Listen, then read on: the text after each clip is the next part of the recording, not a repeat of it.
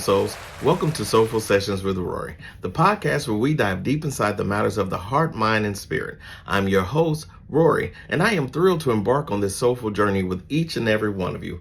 Soulful Sessions with Rory is your safe space for introspection, inspiration, and maybe even a little revelation. So whether you're sipping your morning coffee or winding down after a long day or just seeking a moment of connection, you're in the right place. Before we dive into today's soulful exploration, I want to remind you that Soulful Sessions with Rory is designed for entertainment purposes only. While we may touch on profound topics and meaningful discussions, it is important to approach our conversation with an open heart and a sense of curiosity. Life is a journey, and so is this podcast.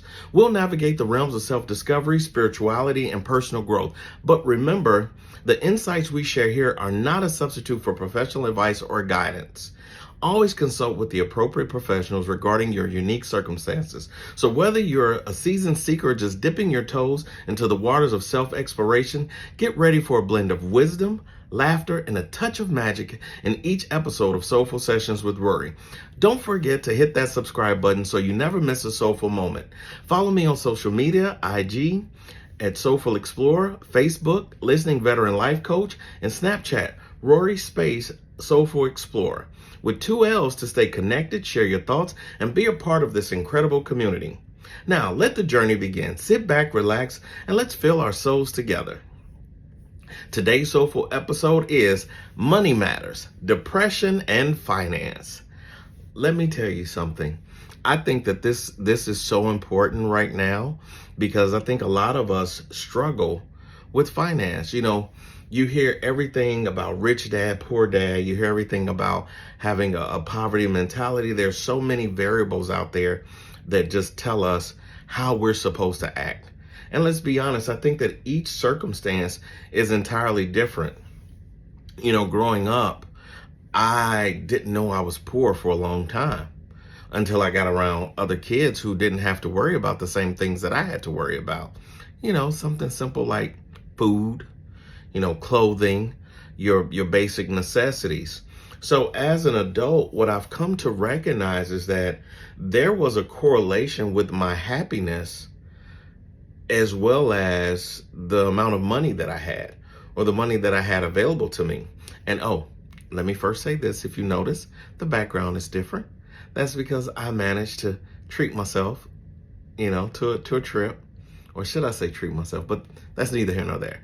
I took time to go on a mini vacay. So let's say that, right?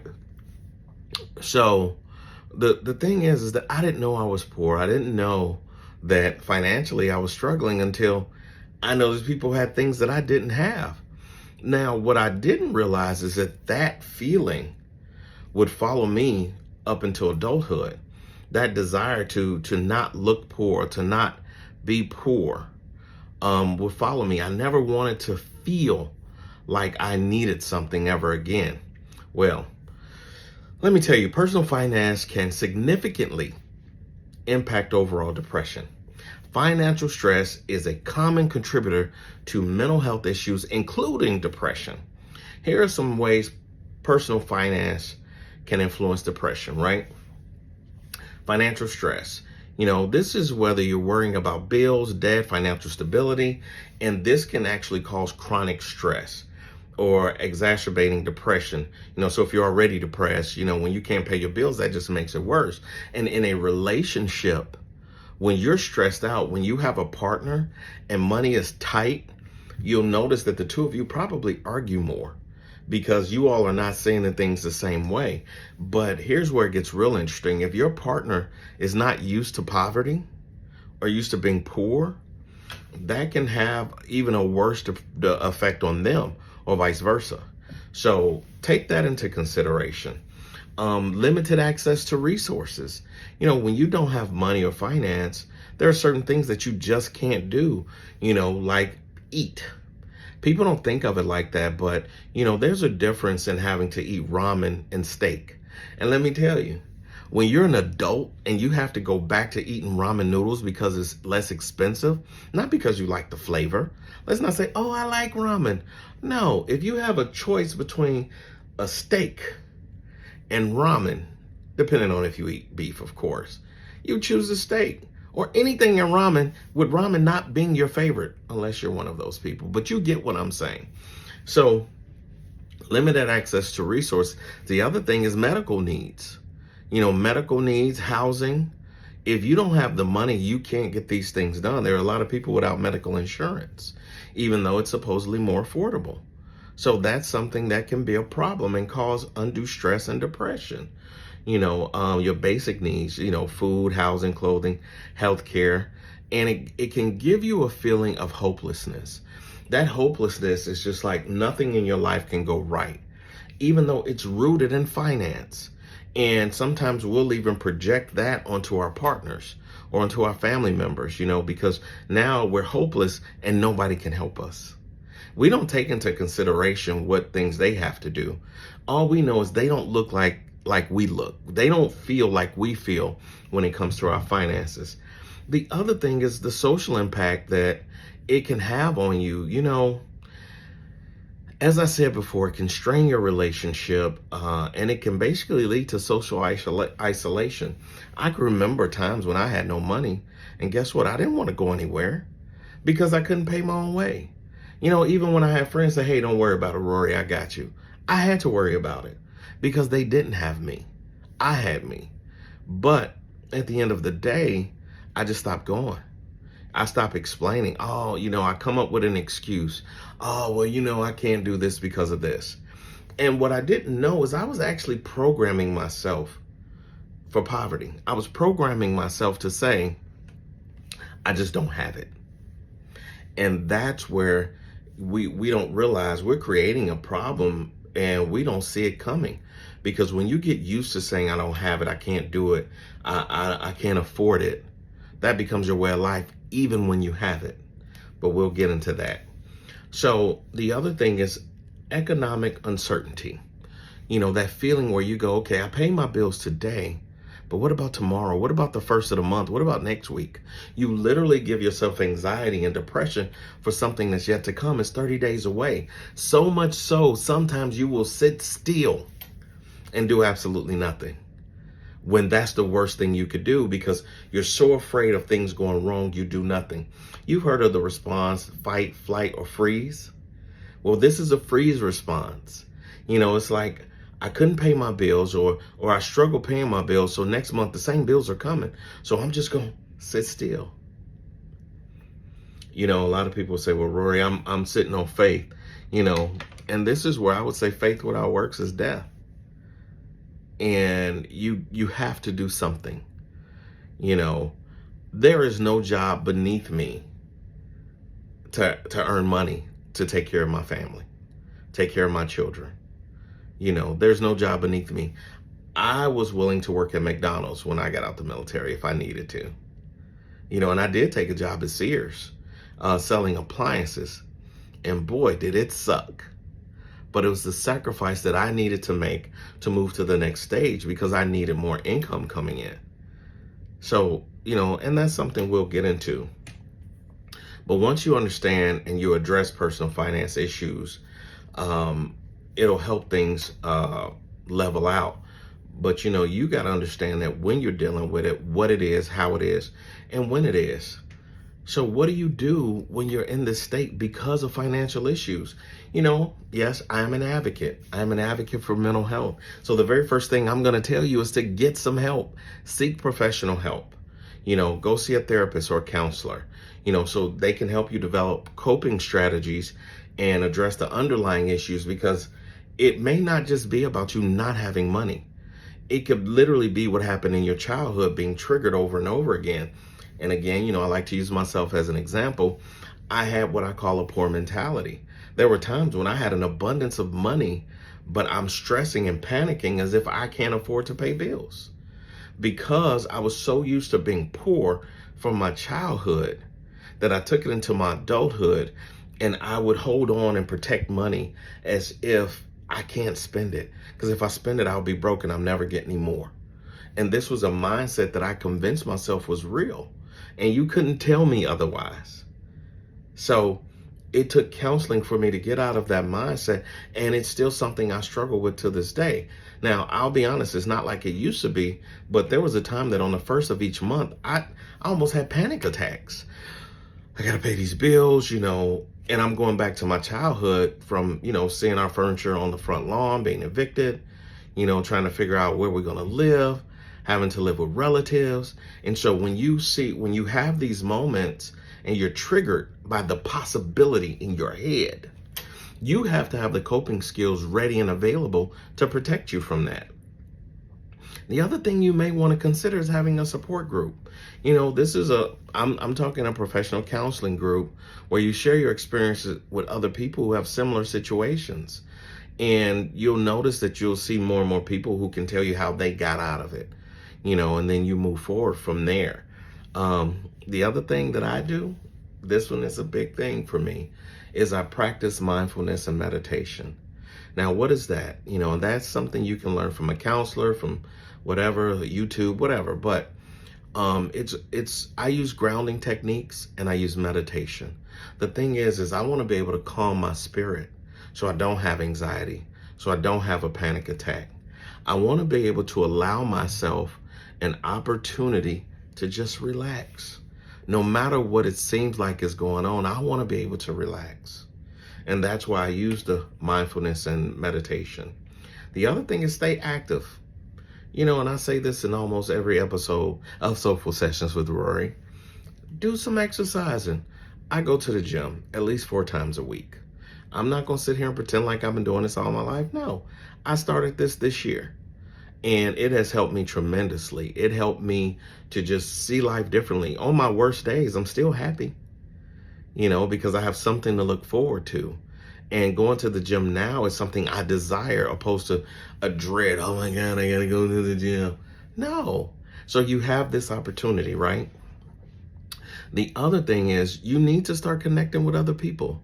You can't live in your little hole and then just say to yourself, oh, I'll be okay. No, you won't. It's like studying for a test by yourself with no study guide that you didn't create, If you study the same way you studied before you took the test the first time, you're probably going to do the same thing. Just a thought. So, connect with others, support from friends and family. Let them know what's going on. Don't be ashamed to struggle mentally. Don't be ashamed to struggle financially. We all have our days. And if someone is trying to belittle or berate you because you're struggling, they're probably not your friend. And they probably aren't the person that you need to be around or be with. So remember that. Set small, achievable goals. Listen, you're already struggling with your finances.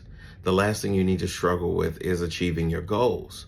So your goals should be small and minute, not some grand, oh, I got to pay off this $10,000 credit card in 2 weeks. No, it's unrealistic.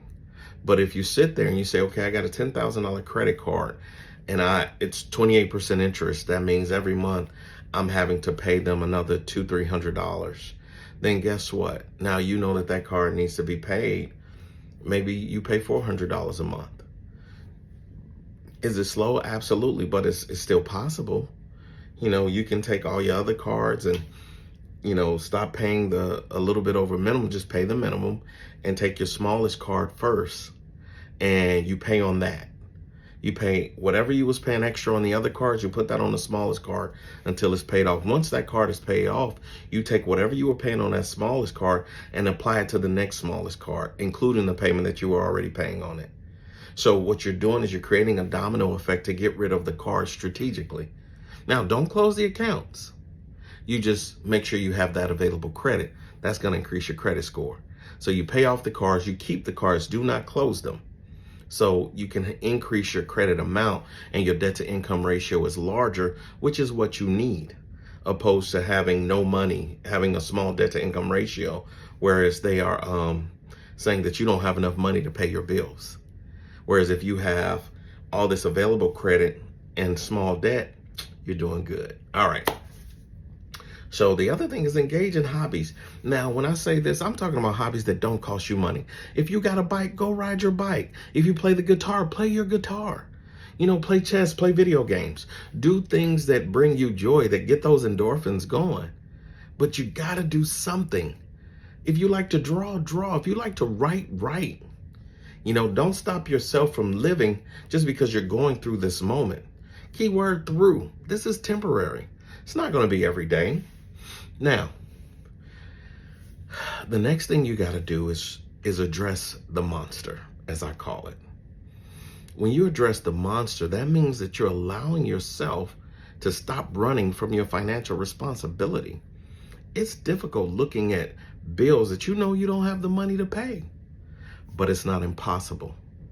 See, we get so caught up on not being able to take care of everything that we don't take care of anything. I want you to get out of that mindset. I want you to say to yourself, you know what? The first things that you got to take of is rent, utilities, vehicle, car note, car insurance. Those are the most important things. Credit cards. See, one thing about credit is you can break it. As I say, you can break it, but you can always repair it. To repair your credit card should take you an average anywhere between 2 to 3 years. If you already have property, don't worry about it. If you already have the vehicles and stuff you want, don't worry about it. Do it slowly and steadily. If you don't have these things and these are your desire, then that's where your 5-year, 3-year, and 1-year plan come into place. You create your budget and your goals according to what you know you need to do. Realistic and obtainable goals. Don't forget that. So the first thing you do is create a budget. Track your income and expenses to understand your financial situation better. Because if you don't know how much money you got coming in or how much money you got going out, that's one of the reasons you're stressed and depressed. Stop running from what you have. Look at it, write it down. I like to use Microsoft Excel because I want to see my money. I want to be able to adjust the numbers. I want to make it work. And if you need a budget workbook, hit me up on DM or put it in the comments and I'll send you what I have. It's a little workbook that I created for the year and it helps you to manage your finances. And I also use it in my life coaching with clients who need budgeting experience. So you want to set up a life coaching class? We can get to that too. The other thing is seek financial advice. Now, financial advisors can help you invest your money, help you to get your money to make money. Because ultimately my goal, which doesn't have to be your goal, but my goal is to make it where my money is making money for me, period. I don't want to make money to build my credit. I don't want to make money to pay my bills. I want to make money so that my money can make money for me. I want to make money in my sleep. So whether I use my money to create an industry, whether I use my money to create real estate projects, whatever I use my money for, I'm going to ask myself every time, what is my return on my investment? What do I get when I purchase this thing? Now, we buy things to make us feel better. We buy clothes, we buy jewelry, we pay for trips. But the question becomes, what is my return on investment when I purchase this thing? How much money will this make me? And if your answer is none, then you might want to rethink your purchase. Get yourself in the mindset to make purchases that make you money. Period. So whether you're going to buy something, use it, and sell it later, did it make you money? It doesn't have to make you money that you made originally or that you spent originally, but get in the mindset that whatever I purchase, I want it to be able to do something for me that's either going to put me in a position to make money or it's making money for me. If you buy a car, you need it to go to work. It's helping you make money. You buy a car and you're able to Uber, helping you make money. You buy a car and it's just sitting there looking pretty. It's not making you any money. So think about that. You can get a debt counselor. You can get a financial advisor. So seeking financial advice is important. Whether it's a family friend or a professional, just somebody who's doing it better than what you have been doing, or someone that can give you advice, someone you trust. So try that. Now, also, this one was hard for me. Prioritizing expenses. Do I need to get Starbucks every day? Do I need to buy lunch every day? Let me tell you, when I wanted to change my financial future, I started packing my lunch every day for work. And what I realized is that I was saving over $300 a month. Because see, now lunch can be expensive. So if you're spending, let's just say $20 a day, that's a lot. $20 a day times 5, that's $100 a week, $400 a month. But what if you're doing lunch and breakfast? That can add up really fast, and we don't realize that. So at the end of the month, we're missing $600-700, and we're going, where did it go? It went into your belly. Trust me, I know. Because we ain't gonna talk about that, but that's how I got to certain places. And also, if you want to be healthy, you start packing your lunch, your meal prep. It's cost effective, and it gives you more time and energy to do other things. When you go buy fast food or even eat at a restaurant, think about the process. You drive there, you sit around, wait for your seat, and then you sit. And you sit for hours sometimes just talking and socializing and eating and consuming foods that are not healthy for you. And then you don't go work them off. You usually go home. You might have a glass of wine, a beer, and then you're going to sleep. So you don't even realize it is contributing to obesity for you. I know it did for me, and that's how I know. But it's not too late to change. All right. So you got to figure out what things can you cut out of your budget that just don't make sense. And do it. Do it and don't hesitate. You want to quit smoking. Stop. Get help. Get rid of the cigarettes. That's whew. When I learned how much they're making off cigarette cartons, I was like, I am in the wrong business. Even if you're buying wine, you may not realize it, but if you're drinking a bottle of wine a day to help calm you down, as you say, on average, you're spending $10 a day. And we're not talking Monday through Friday. We're talking every day. So that's 7 days a week.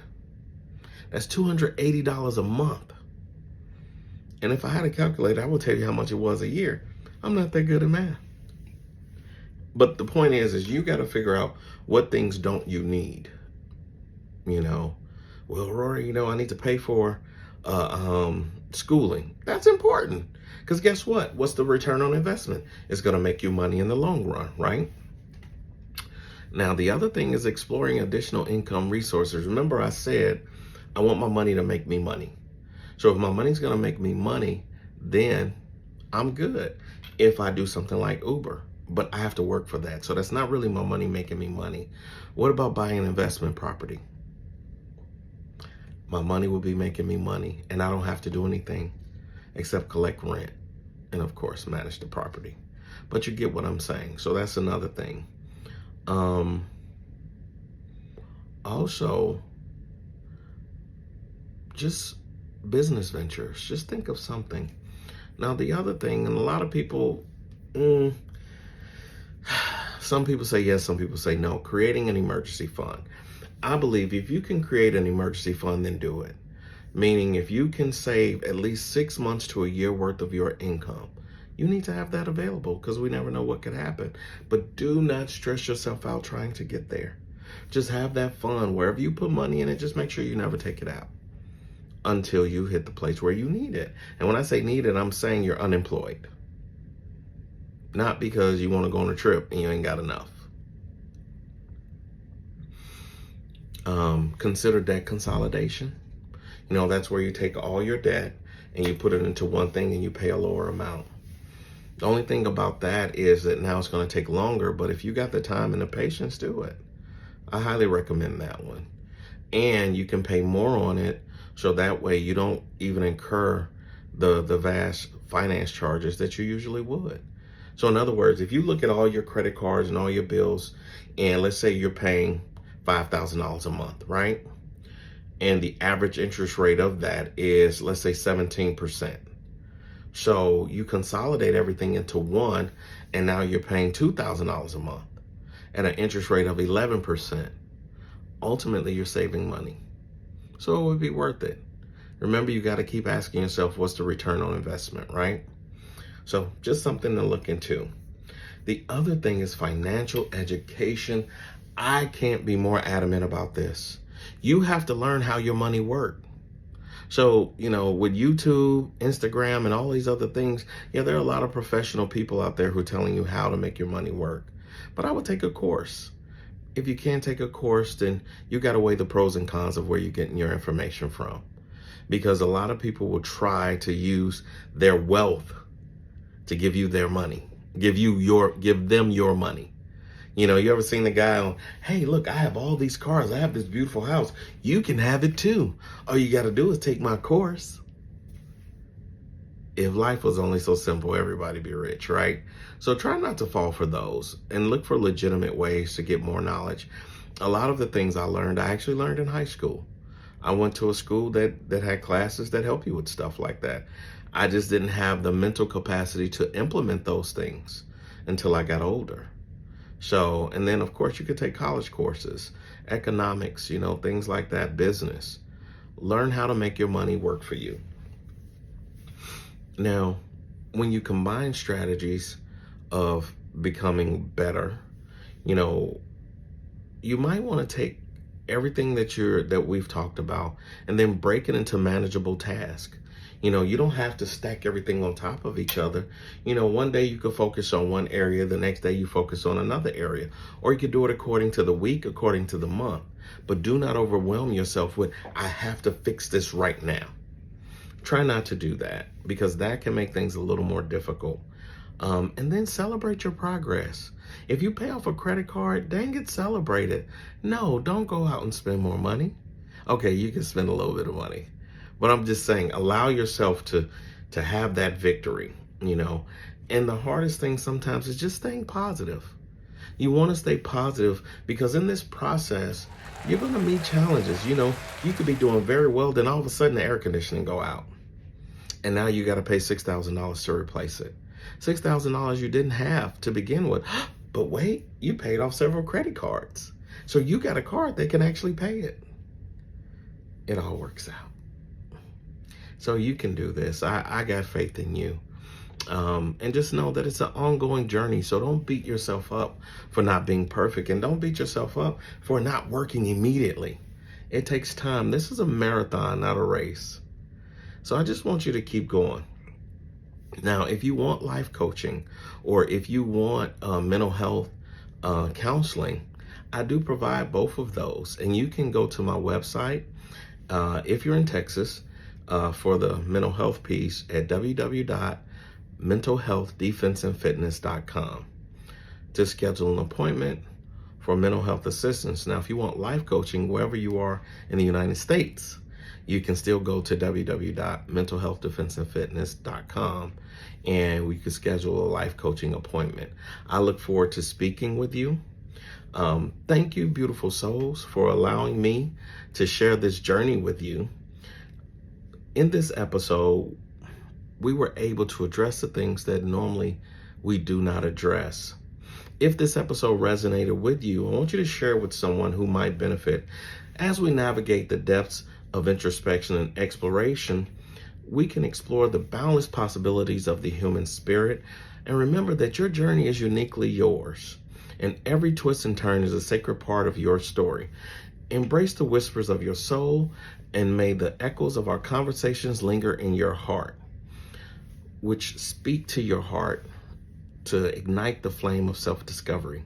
Until we meet again in the realm of shared wisdom, stay true to your essence, stay connected to the rhythm of your soul, and always remember that you are a masterpiece in the making. Wishing you love, light, and infinite possibilities on your soulful journey. Until next time, this is Rory signing off with gratitude and reverence for the magic that resides in each and every one of you.